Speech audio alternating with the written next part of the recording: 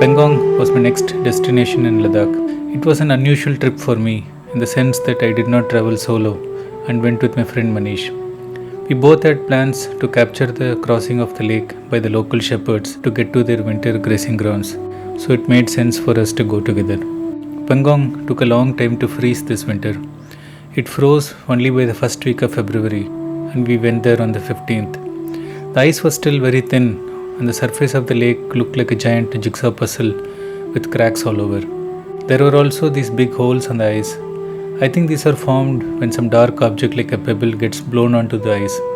It absorbs the sun's heat and starts melting the ice around it. These holes get bigger and bigger till the entire surface of the lake melts. Of course, the ice was too dangerous for the shepherds to walk on. They dropped their plans of crossing the lake, and so did we. Instead, we just fooled around on the ice, playing football with some kids from our guest house. Boy! Hi! गोल मारो गोल मारो गोल करो जल्दी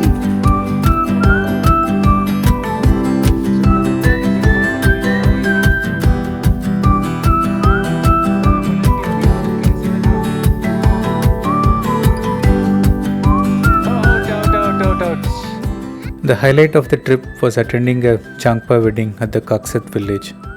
Kakseth, along with Man and Merak, are some of my favorite villages in Ladakh. We attended a Barat ceremony at the bride's place. It is the ceremony where the groom's family come to take the bride away to their home, and everybody gathers to say goodbye to the bride. There was singing all through the evening and night.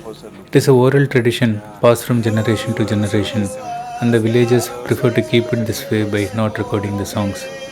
They say that if the songs are recorded, then maybe people will be tempted to play the recordings instead of actually singing the songs, and finally they might end up losing this tradition altogether.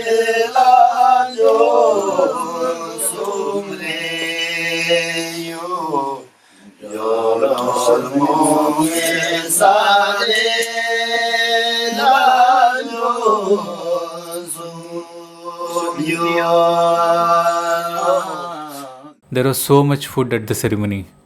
Tradition dictates that the guests should not go home hungry, so they gave us course after course of food. The most interesting for me was the first course, where they gave us some raw yak meat as appetizers. I was curious, so I tried a few bites. The meat was soft and juicy, and it melted in my mouth like a good piece of sushi. Everyone gave gifts to the bride. Most of it was in cash in order to help the family bear the cost of the wedding. All the contributions were recorded and read out at the end of the day. It looked like a subtle way to encourage each other to give more to the bride's family. There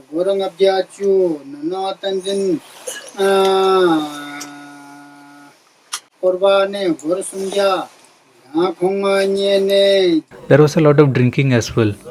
The elders drank the local chang, while the younger generation preferred beer and whiskey. I myself prefer to drink chang over beer or whiskey. It has that fresh, fizzy taste that I like. But I don't drink a lot of chang, mainly because it's a very cool drink and I'm afraid of catching a cold in the winters.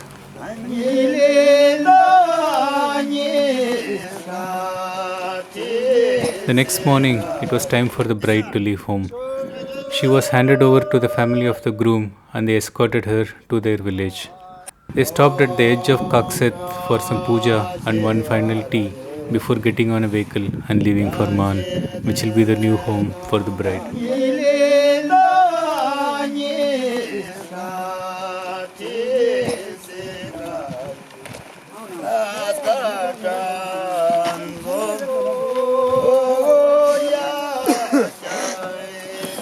We left Pangong the next day after the wedding. I had initially planned to spend a few extra days on my own, camping and visiting the different villages. But then I always become a bit lazy when traveling with friends and don't push myself as much as I do when I'm traveling alone.